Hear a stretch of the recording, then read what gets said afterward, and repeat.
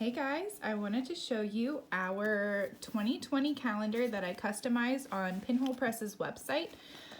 You can choose what you want it to say right here and what color you want it to be. And for each month, I chose a photo from this past year so that next year we can see and reminisce. So this is January, February, March, Easter, this summer, we're in Florida. A cute picture of Caleb and Hunter. July, our trips to the lake. Oh, again, one of my favorite photos. October, and I had to work ahead, so November, it's his birthday month, and then December.